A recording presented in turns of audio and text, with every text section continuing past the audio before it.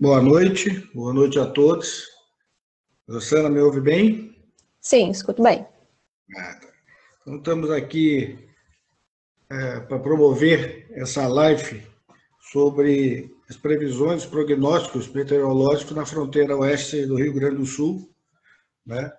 Trouxemos para esse evento pela Associação dos Arrozeiros de Alegrete, doutora Rosana Cera, que tem graduação em Meteorologia e mestrado em Meteorologia pela Universidade Federal de Santa Maria, doutorado em Engenharia Agrícola, com ênfase em agrometeorologia também pela Universidade de Santa Maria, também fazendo uma parte do doutorado na Universidade de Nebraska.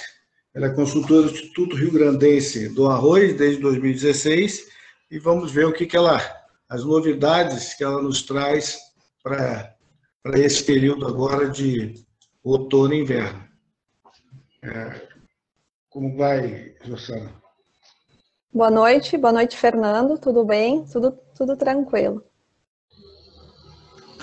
Bom, tá, fica à vontade aí para começar suas considerações e a gente começar nesse bate-papo, que esperamos que seja uma hora de um agradável bate-papo e com muitas dúvidas.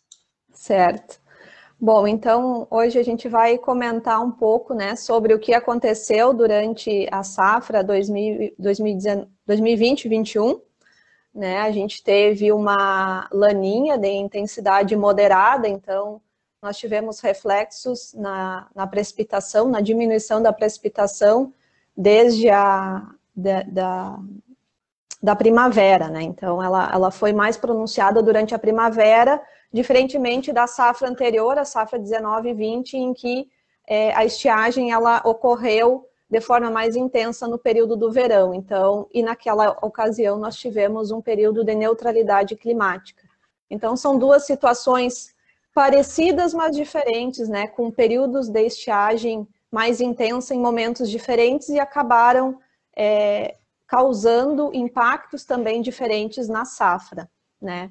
Em ambas, a produtividade do arroz, a colheita, né, dessa última safra ainda está em fase final, a gente não tem os números finais ainda, mas ambas as safras a gente já tem uma ideia de que tiveram produtividades excepcionais, e a safra de soja, que é uma cultura de sequeiro e depende das chuvas, elas tiveram produtividades bem diferentes entre essas duas safras, então são características bem interessantes.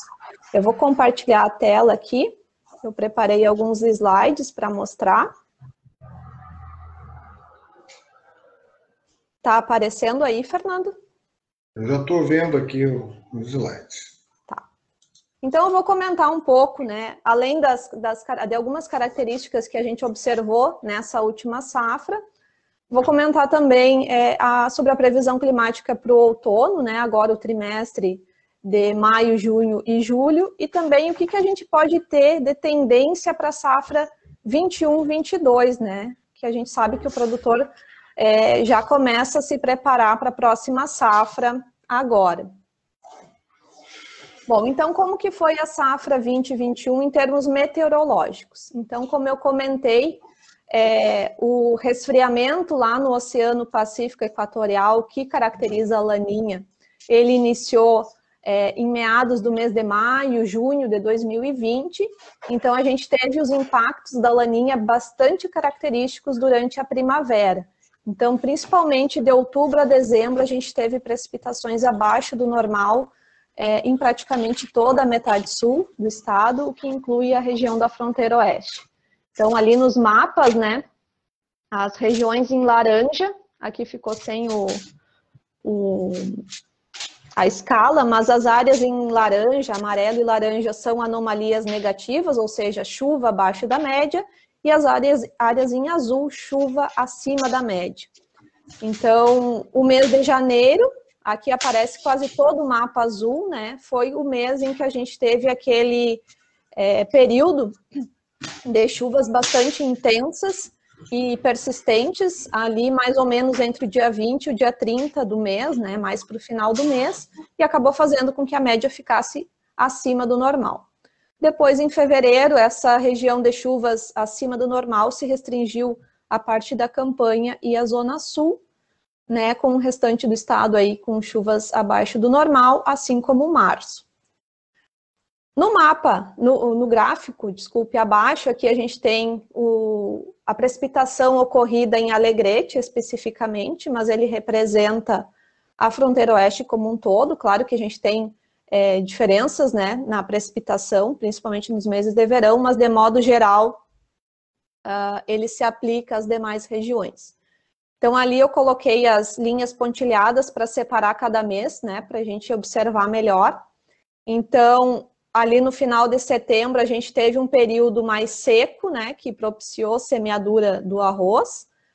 E boa parte do mês de outubro, a gente teve chuvas em outubro só ali no final do mês, né? Então, isso favoreceu para que a semeadura do arroz ocorresse dentro do período recomendado, né? A maior parte das lavouras foram semeadas no período recomendado.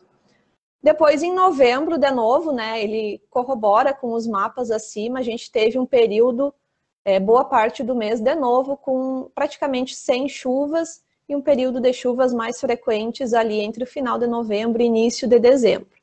Depois, os meses de dezembro, embora tenha ficado com chuvas ali entre o normal e abaixo do normal, a gente teve uma frequência, né, uma regularidade nos eventos de chuva, o que é bastante interessante para o período do verão, né, já que a gente tem um aumento da evapotranspiração. E aí, para as plantas de sequeiro, como soja, por exemplo, essa característica ela é bem importante e necessária. Janeiro, como eu comentei, né, a frequência das precipitações ela aumentou, assim como o volume, né, de precipitação. Fevereiro, março, a região ali da fronteira oeste, ela continuou tendo uma frequência de passagens de sistemas frontais e acabou favorecendo as precipitações. Tá? Vou passar para o próximo slide. Aqui eu coloquei 3 gráficos diferentes. Então, o primeiro aqui mostra a questão da temperatura. Todos eles são para Alegrete, para a estação meteorológica de Alegrete, né? Então, as linhas em vermelhos representam a temperatura máxima e a linha em azul representa a temperatura mínima. E as linhas pontilhadas, aqui a em azul representa uma temperatura de 15 graus, né? Então, a gente observa que setembro e outubro houveram bastante dias com temperaturas mais baixas. E depois, durante o período do verão, nós ainda tivemos alguns eventos de temperaturas abaixo, aí, em torno de 15 graus ou menos, né? Então, mas não foram eventos duradouros, né? Então, acredito que não tenha causado algum dano, principalmente no período de floração, ou R2, né, o emborrachamento, que poderia causar alguma esterilidade de espiguetas e aí redução de produtividade. Com relação às temperaturas máximas, eu não tenho aqui o gráfico do ano passado, mas do ano passado, de modo geral, no estado inteiro, na metade sul, nós tivemos muitos dias com temperaturas acima dos 35 graus, que também poderia ser um fator que cause esterilidade também, né, das panículas. E esse ano, por exemplo, a Alegrete, aqui a gente teve 1, 2, 3, 4, 5, 6 eventos com temperaturas acima de 35 graus. Então, foi um ano em que as temperaturas elas foram um pouco mais, não digo amenas, mas a gente não teve tantos eventos extremos assim de temperatura. Aqui nesse outro gráfico, no canto inferior esquerdo, desculpe, a gente tem a radiação solar. Então, a normal climatológica ela está representada pela linha cinza, e a radiação solar ocorrida na safra 2020-21, representada pela linha amarela. Então, nós observamos que a radiação solar, de modo geral, a gente pode dizer que ela ocorreu dentro da normalidade. Em alguns momentos ela ficou um pouco acima, em outros momentos ela ficou um pouco abaixo. E o que chama atenção, e aí a gente lembra do mapa lá da precipitação, da anomalia de precipitação, o último decêndio, né, aqui está separado por decêndios esses gráficos, desde outubro até março. Então, o último decêndio de janeiro, que corresponde ao dia 20 ao dia 30, o valor médio daquele período ficou bem abaixo da normal climatológica. Tá? E aqui, só comparando as duas safras, então, a gente, obviamente, tem as diferenças, né? Períodos chuvosos ocorrem em momentos diferentes, mas, de modo geral, as duas safras tiveram uma radiação solar, em média, muito parecidas. E aí, ele acaba corroborando com as produtividades que a gente teve nas duas safras, né? E que provavelmente vai se concretizar agora na safra 2021 também. Tá? Aqui mostrando os mapas de anomalia da radiação solar. Então, as áreas em laranja são radiação solar acima da média e o verde abaixo da média. Para os meses de dezembro, janeiro, fevereiro e março, também nos 3 decêndios. Então, o primeiro decêndio é a média do dia 1 ao dia 10, o segundo decêndio do dia 10 ao dia 20, e do terceiro decêndio do dia 21 até o dia 30 ou 31 do mês.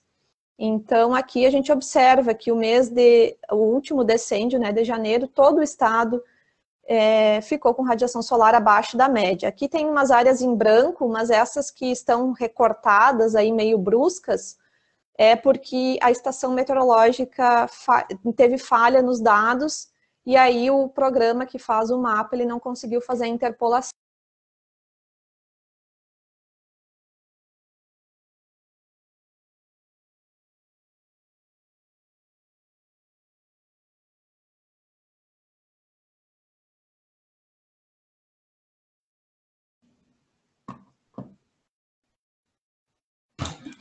Bom, pessoal, nós tivemos um probleminha de conexão, tá?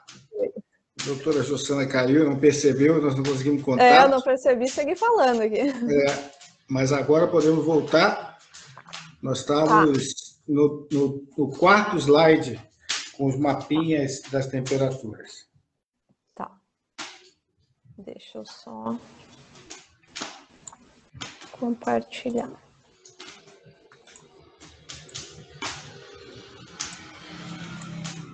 Esse slide? Depois, o próximo. Esse slide. Tá. Então, bom, vou iniciar ele de novo, né? Sim, por favor.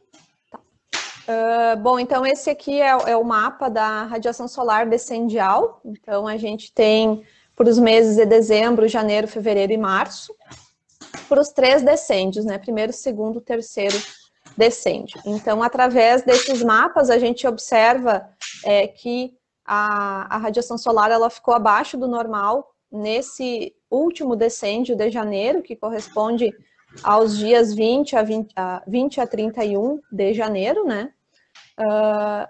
Mas, de forma geral, a radiação solar ela foi acima, ou dentro do normal, ou acima do normal, na maior parte das regiões do Rio Grande do Sul, o que deve ter favorecido ou ajudado, né, para a gente ter obtido essas altas produtividades durante essa safra. Bom, agora indo para a parte da situação atual, né, do ENOS, né, do El Niño Oscilação Sul. Então, esse é o mapa da anomalia da temperatura da superfície do mar para o mês de abril de 2021. Então, as áreas em laranja são temperaturas acima da média e as áreas em azul são temperaturas abaixo da média. Então, a região do Ninho 3.4, que é a que a gente utiliza para verificar se vai ter El Niño, Laninha ou fase neutra, ela ainda tem alguns resquícios de temperaturas com anomalias negativas, né? Então, o que caracteriza a fase final da Laninha. Tá? Então, a gente está aí em período entrando, né, em período de neutralidade climática agora. A região do Ninho 1+2, que está assinalada aqui, esteve até um pouco mais, com anomalias um pouco mais intensas, próximo à costa. Essa região do Ninho 1+2 a gente também monitora, porque ela tem um tempo de resposta com relação às chuvas no Rio Grande do Sul mais rápido, aí em torno de um mês. né? Então, quando ela está com anomalias negativas, ela acaba enfraquecendo ou fazendo com que as frentes frias passem mais para o oceano do que no continente. Então, isso desfavorece as precipitações aqui no estado. Já o Ninho 3.4, ele tem um tempo de resposta maior, de 2 a 3 meses, né? Por isso que, mesmo agora com o término da laninha, a gente ainda vai observar por um período que as precipitações elas vão ser vão ficar abaixo do normal, né? O fenômeno Enos aqui, a resposta, né, dessa região, ela não é tão rápida como a gente ligar ou desligar o interruptor da luz. Ela tem esse tempo de resposta maior. Então, a atmosfera ainda vai entender que a gente está em uma laninha, mas a gente já vai estar em fase neutra, tá? E outra ponto que a gente observa, né, que é bastante importante, são as águas do Atlântico Sul, que estão mais aquecidas, já faz algum tempo. Então, quando as frentes frias passam e encontram essa região mais aquecida aqui, elas acabam se favorecendo, porque a gente tem uma região com maior quantidade de umidade, de calor, então isso acaba favorecendo para que as nuvens de chuva cresçam mais e acabem gerando um volume maior de precipitação. Bom, aquele mapa, então, anterior, ele mostra a temperatura no nível da superfície do mar, e esses outros gráficos mostram como que está abaixo do nível do mar, aqui de 0 até 300 metros abaixo do nível do mar. Então, tudo isso aqui são medidos por boias que estão lá no Oceano Pacífico Equatorial. Então, essa primeira penta daqui centrada é uma média, então, feita ali ao redor do dia 3 de março, depois do dia 8 de abril, e a última foi no dia 28 de abril. Então, a gente observava lá no início de março uma bolha de águas com anomalias negativas, e essa bolha ela foi diminuindo agora até o final de abril. Então, isso vem indicando, né, o término da laninha. E nos últimos meses, a gente vem observando que essa bolha de águas mais quentes, aqui a gente estaria como se fosse na região da Austrália, e ela vem flutuando em direção à costa da América do Sul, que é aqui do outro lado. Então, essa bolha de águas mais quentes, ela é como se ela fosse flutuando, e a tendência dela é subir para a superfície, né? Ter o fenômeno da ressurgência, que a gente chama. Bom, e aí a gente pode se perguntar, mas se ela subir para a superfície, a gente pode ter um El Niño? Dificilmente isso vai ocorrer, porque ela não tem a magnitude dela não é tão intensa. E conforme ela vem andando para leste, ela está perdendo força. Então, em algum momento, no próximo mês, ou nos próximos períodos, semanas agora, a gente pode ter o afloramento dessas águas, a gente vê lá em superfície anomalias positivas, mas e que poderão ter algum impacto mais rápido aqui nas chuvas do Rio Grande do Sul, mas sem força para configurar um El Niño. Tá? Bom, e aqui é o gráfico que mostra a previsão probabilística do Enos, né, do El Niño Oscilação Sul. Então, o Enos, ele tem as 3 fases, né, a laninha aqui representada pelas barras azuis, a fase neutra, que é a barra cinza, e a fase do El Niño, que seriam as barras vermelhas. Então, a gente observa aqui a previsão para cada trimestre. O primeiro é março, abril, maio, e vai até novembro, dezembro, janeiro de 2022.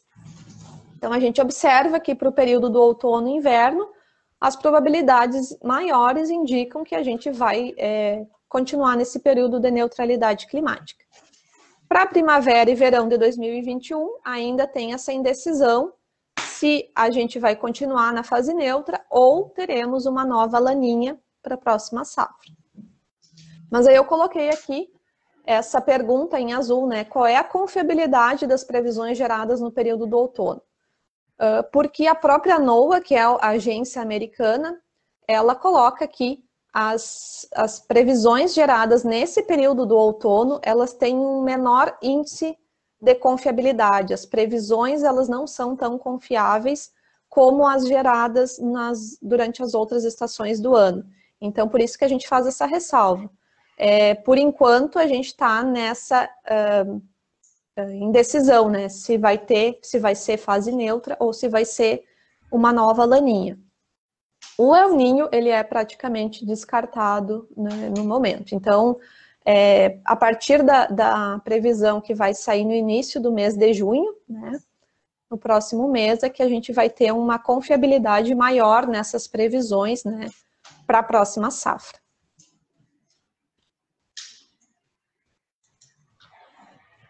Agora, então, falando sobre a previsão da anomalia mensal da precipitação.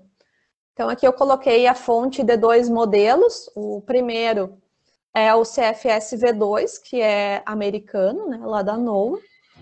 Ele coloca, então, a previsão para maio, a boa parte da metade sul com chuvas dentro do normal, as áreas em branco, e a metade norte, que inclui a região da fronteira oeste, seria precipitação abaixo do normal. A escala aqui, ela está em milímetros por dia, então teria que multiplicar por 30, né? Então, menos 0,5 seria 15 milímetros abaixo do normal.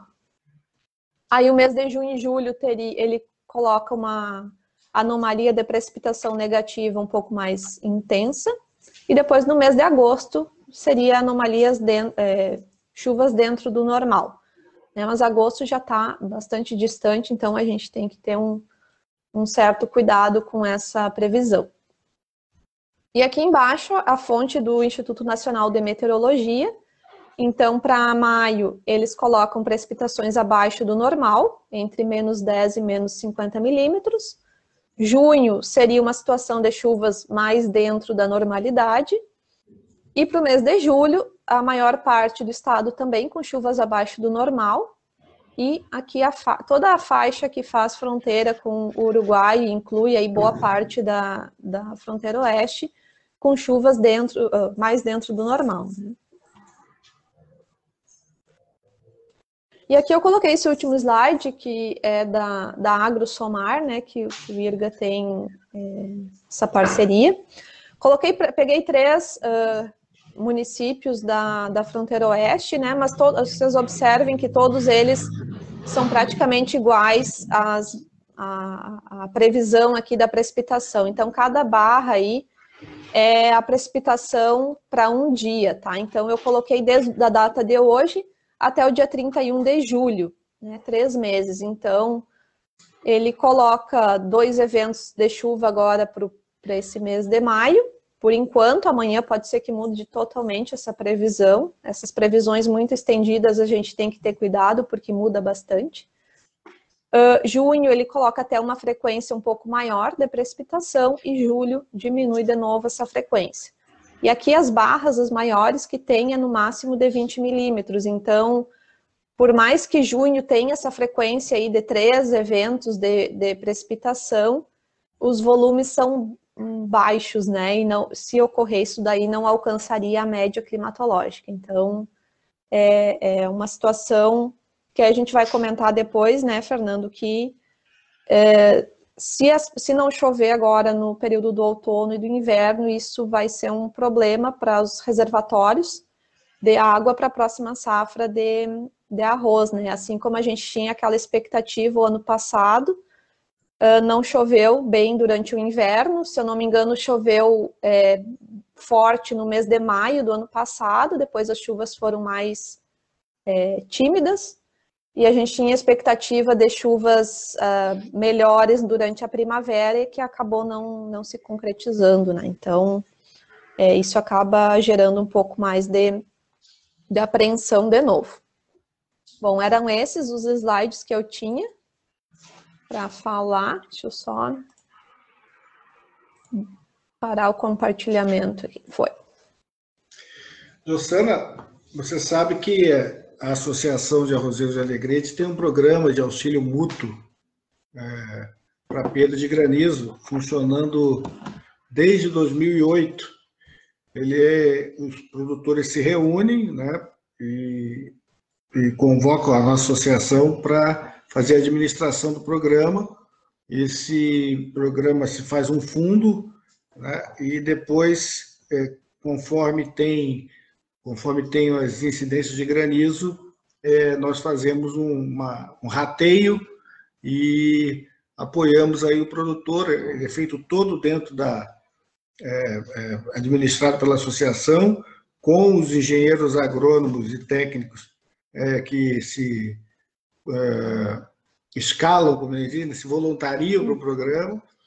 E o que a gente observa nesse período de 2008 a 2021, né, o programa varia, mas na média são 20 mil hectares todo ano coberto pelo programa, é que a incidência do granizo, independente do Laninha ou El Ninho, ela não é muito, como vou dizer assim, é um pouco aleatório, né? Você tem ano com 2 sinistros, com 1 sinistro, 100 sinistro, anos com mais sinistro. Esse ano, por exemplo, agora o programa acaba dia 15, nós temos uma área de 20 mil hectares resguardada pelo programa, e nós tivemos já 2 sinistros com 252 hectares de área atingida. Podia dar para a gente aí uma explanação de como é que forma esse granizo, como é que funciona, né, para o leigo, a formação do granizo e a queda do granizo, e se você sabe ou tem ideia se o Brasil tem como medir esse granizo, já algum programa implantado de medição de granizo, principalmente aqui para a região sul. Sim, esse é aqui só para a título de curiosidade, né? A região sul do Brasil engloba Paraná, Santa Catarina e Rio Grande do Sul, principalmente a parte mais oeste desses 3 estados e Argentina. É uma das regiões, é a segunda região que mais ocorre tempestades e aí com queda de granizo e temporais bastante intensos, né? A primeira é os Estados Unidos, inclusive em ocorrência de tornados. Então é uma região bastante ativa nesse sentido. Até hoje, eu tinha comentado contigo antes, teve uma coincidência que eu estava olhando o Facebook e vi que tinha uma live do pessoal da USP com um professor lá do Paraná falando sobre esse assunto. Então, ele comentou que tem poucos estudos, né, sobre isso no Brasil. Aqui para o Rio Grande do Sul eu vi um do professor Berlato, que até ele colocou nesse estudo dele que o período mais ativo que a gente tem é a primavera, depois o inverno, ou seja, pega esse período do final do inverno e o início da primavera, que é quando a gente tem as mudanças de temperatura. A gente está saindo do período frio para o período quente, então esse choque de massas de ar diferentes acaba dando essa explosão de nuvens de grande desenvolvimento vertical. A gente tem principalmente as cumulonimbus, né, que elas têm aí até 15 quilômetros de extensão. Então essas nuvens, principalmente lá no topo delas, elas têm puro gelo. Então, em algum momento, o processo de formação do granizo ele é bem complexo, né? Então, nem toda nuvem cumulonimbus vai precipitar granizo, né?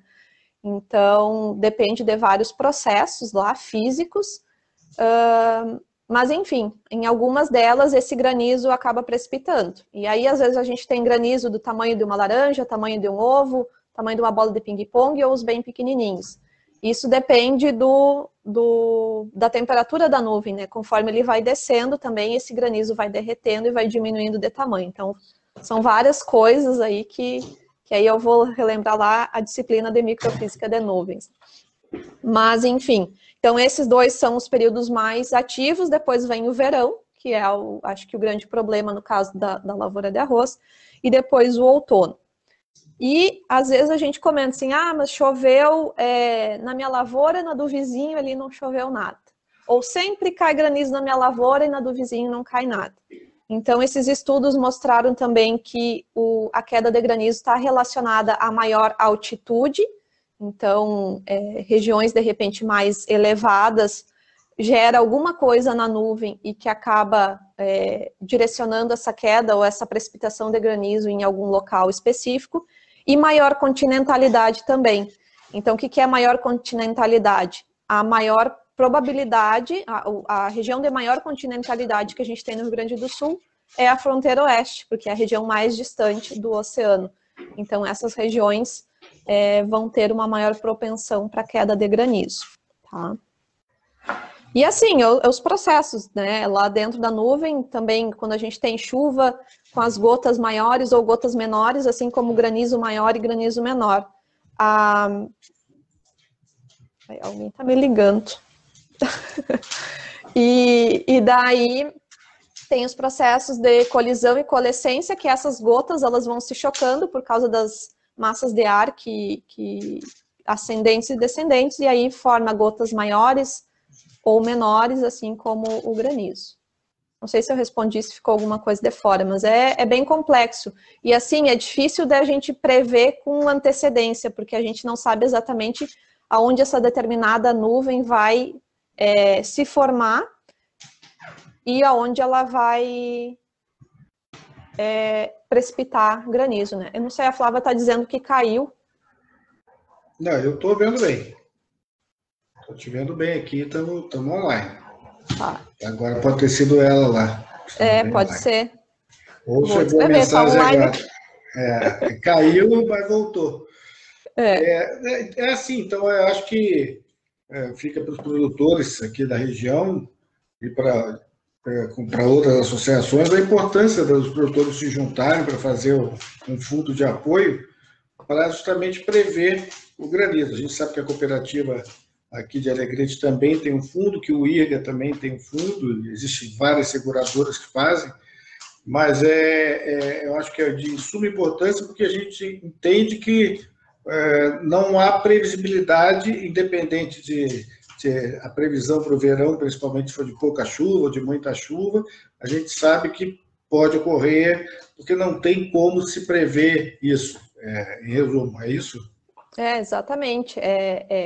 Quando, por exemplo, assim, tem uma frente fria passando, a gente pode ter diversas nuvens desse maior desenvolvimento vertical, e algumas vão precipitar granizo e outras não. Então, é aquilo, né? Às vezes me perguntam, vai ter geada no inverno? Vai. Eu só não sei dizer exatamente quantas vai ter nesse inverno, por exemplo, né? Em que dias elas vão ocorrer, porque geada também, a gente consegue ter uma previsão com 3 dias de antecedência. O granizo ou tempestades mais severas também, a gente consegue prever algumas com 3 horas de antecedência, né? Ou, enfim, então, e é difícil também de acertar exatamente o local que isso vai ocorrer. Então, esses planos de prevenção de granizo ou, enfim, qualquer outro fator relacionado a evento meteorológico é sempre importante. Obrigado. Agora eu queria saber de ti, assim, nós estamos entrando no outono, o pessoal está plantando algumas pastagens de inverno, e a gente deu uma olhada ali nos prognósticos, principalmente para maio, de pouca chuva, né? O pessoal deve plantar e esperar, e será que a chuva é suficiente para pastagem de inverno? Eu sei que não tem conexão direta com São Pedro, mas a gente tem que perguntar. Bem que eu queria ter o WhatsApp de São Pedro. Mas é difícil de dizer, e assim como eu comentei, a previsão ela muda bastante, né, de um dia para o outro. Esse último evento de chuva que a gente teve agora no final de semana, né? Segunda? Não, terça-feira. Terça-feira, ele vinha já uns 15 dias atrás, 20, se mostrando para esse início de mês de maio. Aí foi chegando perto, quando eu vi ele estava... Eu sempre olho a previsão para 15 dias, né? Chegou a mostrar 10 dias consecutivos com chuva. Eu pensei, nossa, vai errar essa previsão para maio, né? De chuva abaixo da média. Aí foi chegando perto, foi reduzindo para 7, para 5. Choveu 2 dias, né, praticamente. Ela passou bem rápido a frente fria. Então, é difícil de dizer, né, quanto que vai chover e quando que vai chover.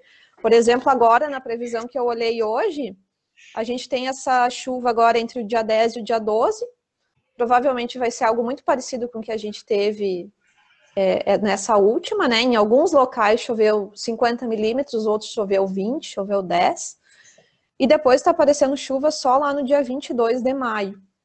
Então, é um período seco bem grande, ainda mais, acho que dá uns 10 dias aí, sem chuva, né? E para maio, eu olhei o gráfico, mas tem previsão de temperaturas mais altas agora para maio de novo, atingindo mais de 30 graus? A princípio não aparece nada, mas vai ter essas oscilações, né? E maio sempre tem os veranicos, mas no máximo um dia ou dois com temperatura um pouco mais alta. Se eu não me engano, ali no dia 9, agora eu não me lembro que dia que era, na fronteira oeste chegava perto dos 27, mas nada muito, muito além disso.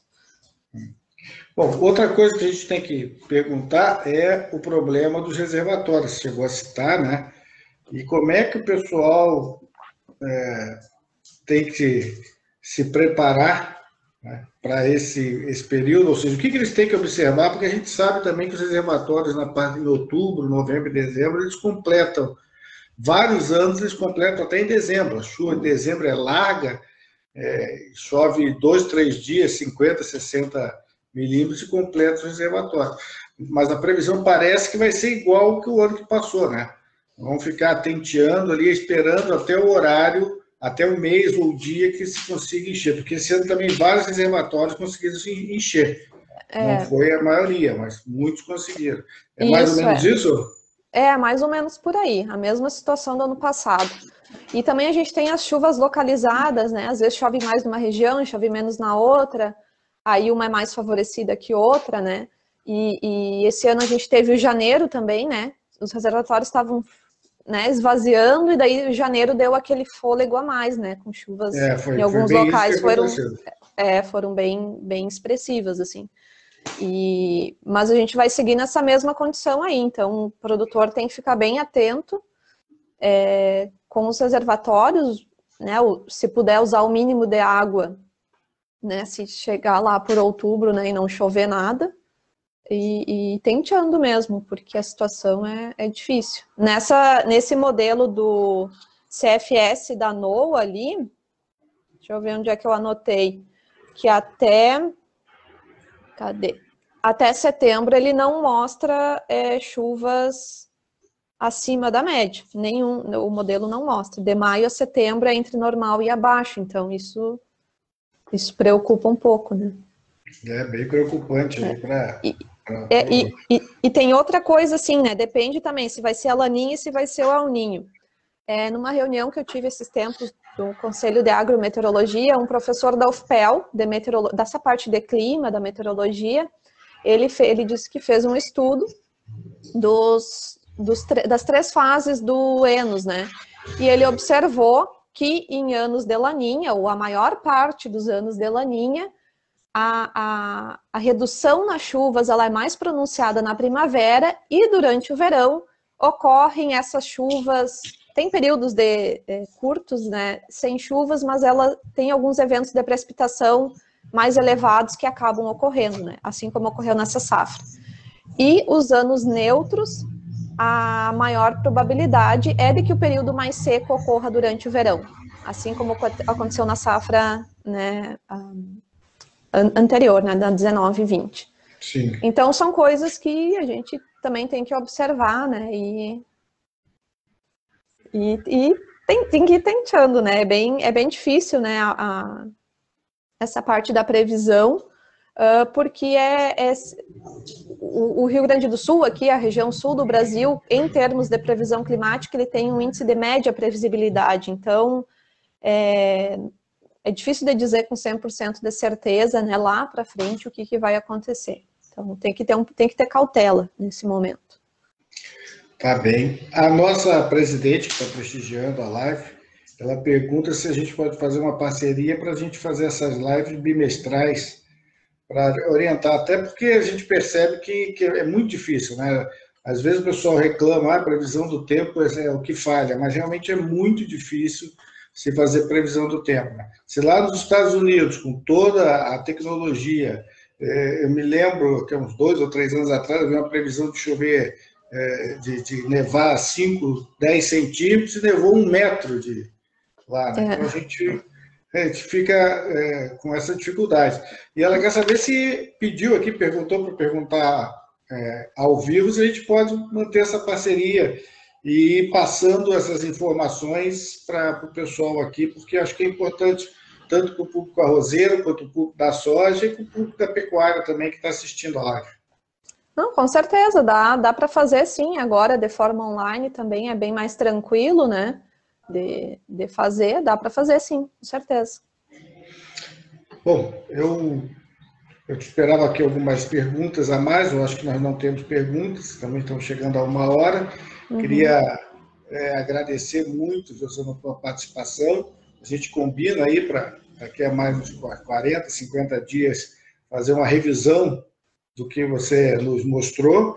E a associação agradece a sua presença, agradeço toda a presença do público que prestigiou, pedimos desculpas pela queda, mas acontece realmente nas transmissões, e desejar um bom final de semana para todos e uma boa, como dizer, safra de inverno nas nossas pastagens.